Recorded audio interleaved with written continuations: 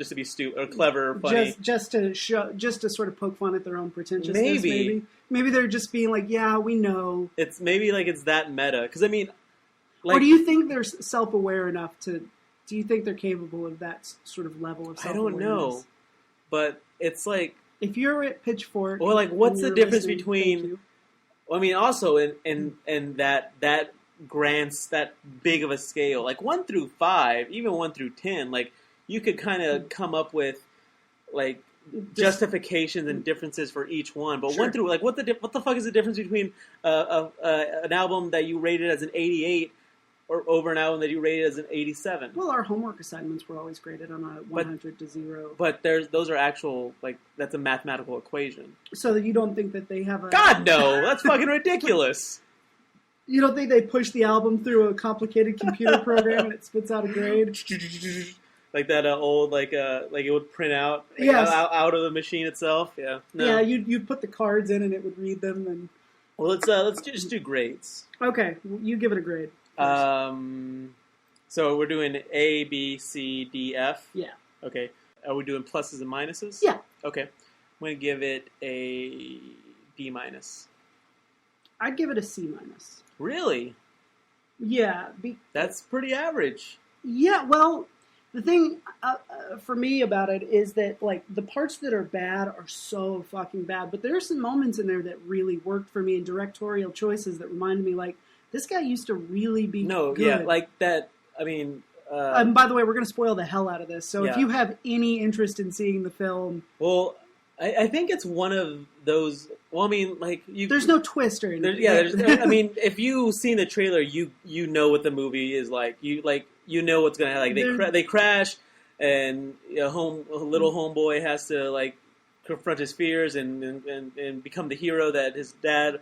knows he can be, and then that's it. And then you if you don't know that's what the story is, then like I don't know what to tell you. I don't know. I do not know what to tell you. Other than maybe you don't watch movies. Maybe this is the first movie you've ever seen. Maybe. In which case, you're in for a treat. Maybe. Because if you've never seen a movie before, this will blow your fucking mind.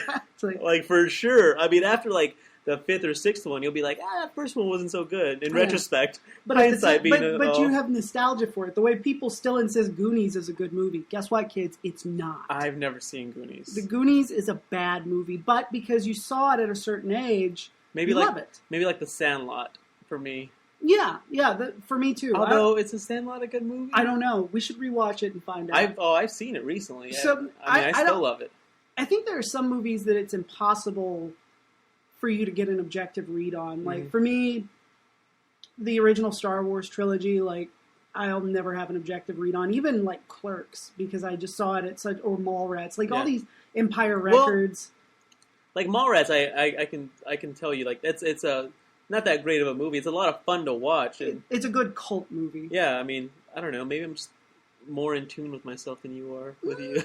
I don't know about that. Yeah, I've been ghosting for years. I don't know about you, but I'm fucking ghosting right now, dude. I'm ghosting so hard. I feel nothing right now. So well, go ahead. C-. Well, yeah. I mean, that's the basic plot of the movie. Right. Is Will Smith is this great soldier. He's a general. Right. And he ghosts, which is he pioneered this technique. Yeah. Well, he didn't pioneer it. I thought he created it. Oh, I thought that's what they were going for. Oh, I thought he was the first one to do it. Well, no, I think he was the first one to do it, but the whole time. Oh, okay. They were trying to achieve that, and he was the first one to do so. Okay. I thought he discovered it by accident. Well, I guess the movie never really comes down on it one way or another, right? Or is there something? I don't think so. I mean, I guess it's not important. Either way, he's the first person to do it. Either way, it doesn't matter if he did it on accident. Because he says later in the movie he was out for a run by himself, which none of them were supposed to do. Yeah. So I don't know if they were confronting these things as a group and trying not to feel scared, or how they would even know that it was possible not to be scared. I don't know. Whatever. But yeah, Will Smith pioneered ghosting. Well, no, his name is Cypher Rage. Yeah. The naming of the characters in this movie isn't awful. Great. That's another word for it. Awful. It isn't great. So he ghosts, which is he doesn't exude any fear. Like, when you're afraid, this pheromone is released from your body. which these crazy monsters on the humanity's new home, Nova Prime. They've left Earth, which is such a sci-fi name. It's lazy sci-fi. Yeah. It doesn't even reach. Well, even the title of this film. I mean, there's already a movie called Titan AE, which is Titan after Earth. Like, so this movie's not starting from the most original premise, although the fear thing is really interesting. It is for sure. And it's a great objective correlative, too. So, yeah, Will Smith's this great soldier, and his son is in training to become like a ranger. They're called rangers. And he finds out at the beginning of the movie that he hasn't earned his black belt. He's a terrible field agent. He's great. His test scores are great. He's great behind a desk. He could ride a desk, but he's no ranger. Yeah, he's an accountant. Pretty much. And his dad's disappointed. His dad's very distant. Yeah, he's very distant. Military dad. Pretty much, yeah. And then the mom is like, hey, like, you know, cut him some slack. And so he decides to take him on a trip. He's like, there's a training mission. They're taking some soldiers, I guess, to a different planet to learn how to ghost. Yeah. So they're taking one of these Nova Prime monsters off planet, which is a great idea. They're called Ursas. Ursas, that's right. Which is bear. That's Latin for bear. So they're taking a space bear. Ursa Major, Ursa Minor, constellations and whatnot. These are Ursa Uglies. They, I guess they end up, for some reason, going through, they screw up and they end up going through a meteor shower. Well, yeah, there was mass expansion. Like, I guess what happens is something exploded, but the shockwave of the explosion hits the ship and basically knocks it. So they have to make a crash landing on Earth. What year does this movie take place? I think it's supposed to be like 1,000 years in the future. And that's what happens to Earth in 1,000 years? Looks okay. Well, I guess, I mean...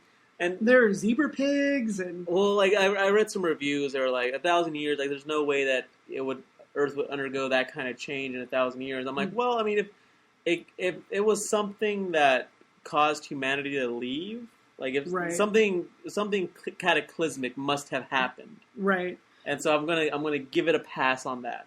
Well, where they land, there are no ruins of buildings. And it could be that they just landed in an old national park or something. Yeah, well, there's an active volcano. Yeah, so in the middle of a forest. So I'm not quite sure. Hawaii. Maybe are there forests in Hawaii of trees like that? I mean, yeah, I think so. I don't know my geography or like maybe like around the Ring of Fire in the Far East. But none of that bothers me. Like, they set up the rules, and I'm okay with the rules. Yeah. Like, it gets way cold after dark unless you're by one of these geothermal hotspots. Yeah. The wildlife has gotten a lot bigger and more CGI and aggressive. And Will Smith's character, Cypher, is injured in the crash. They're the only two survivors, Will and Jaden. Cypher and Katai. Katai? Sure. Whatever. Jaden. Jaden speaks very oddly, like with a lisp, kind of almost like a toddler speaks. Like he doesn't really enunciate. Like in the movie. And I was like, and everyone kind of follows that same speech pattern. Right. And this being such a vanity, like the vanity project that it obviously is, I thought that maybe that's how Jaden Smith speaks, and so everyone else was forced to speak like that. Right. Well, I mean, in Forrest Gump, for example, the kid who plays the young Forrest, Tom Hanks modeled his accent on that kid. So like. Mm-hmm. So he listened, because that kid, that's how he really talked, and he was like, okay, well, I'm going to try to sound like an adult version of this. Yeah. So, I mean, it would make sense, I guess, that, you know, they're sort of like, well, this is how he kind of talks anyway, let's build a movie around it.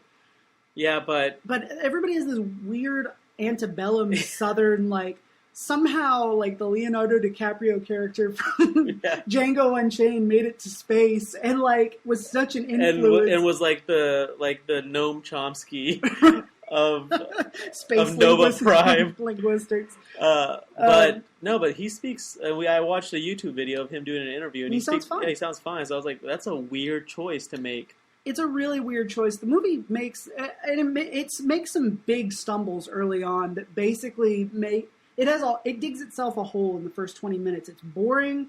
Yeah, that's when I fell asleep. Right, there's this long scene where they're in the ship after they've taken off and they're heading for the training planet, but before the crash, where the kid goes into a restricted area and finds Roy from The Office guarding a dangerous alien that they're taking off world, which is always a great idea. I guess they didn't see the movie Alien because it's so old. Like, they don't understand why that would be a bad idea to take a monster into space. It's a classic, though. But, and, you know, there's this long, boring scene where the guy's trying to explain what it does to your body, and... I thought that was kind of... I don't think that was that boring. Oh, so I was tuning out. I was like, oh, I understand it makes... I didn't understand there was a monster inside it. I couldn't understand the voices. I was like, he's trying to scare the kid because he's looking at this rock. With this kind of like a space pod type thing. Yeah. I fell asleep after the plane crashes. It was after the plane crashes. The spaceship? What did I say? The plane. Whatever. It's like Lost. Well, that's someone noted that the spaceship looks kind of like a plane, like an airplane. Mm-hmm. And it looks a lot like the airplanes that L. Ron Hubbard described as being the ones that the 747s, with like the rocket ships, like, or the whatever, or like the jet engines, attached to them that drop the souls into that volcano. And there's a volcano. There is a volcano. So clearly, Scientology is on this movie. I mean, Will Smith has a story credit. Yeah. Story by Will Smith. Like, Will Smith, sat in his office with his brother-in-law. Really? With Jada's brother. And how come that guy doesn't have a story credit? Well, I think they just started talking about it. Oh, and then Will was like, "I'm taking over." And then, well, I mean, kind of like if you and I were like, "Well, what if there was a volcano, 747, and Jaden and I were there?" If we were talking, it's like, oh, what if there's a way to to control your fear, and you'd be like, nothing could hurt you. I'm like, oh, and then that was it. And then I went on and. Right. By myself into the story. I mean, if I continued talking to you, I'd be a complete dick for not adding you and not giving you credit. The design of the spaceship doesn't make much sense either. Like, all the passengers sit along a wall like soldiers in a drop plane. Yeah. Before they parachute into Iraq or whatever. Like, it's supposed to be a long-term journey, so much so that Will Smith's character tells Jaden, get some rest at one point, grab some rack time, and then he just falls asleep against the wall.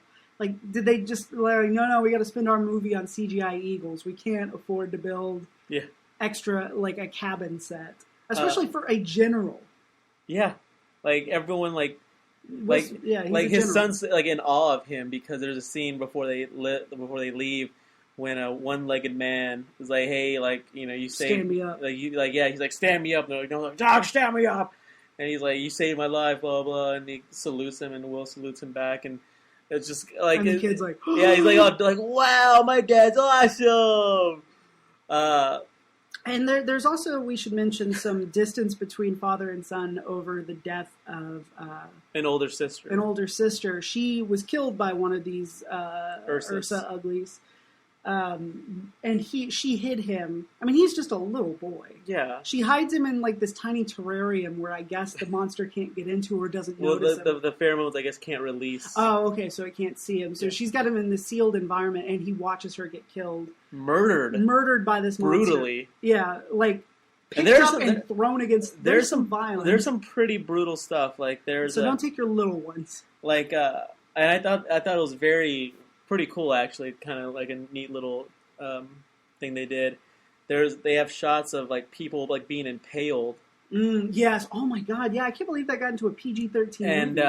Just it's kind of if you carved a tree. You tore a branch off a tree, but the stump is still there. Yeah, and there are different spikes sticking out, so you can impale 4 or 5 people on one tree, and.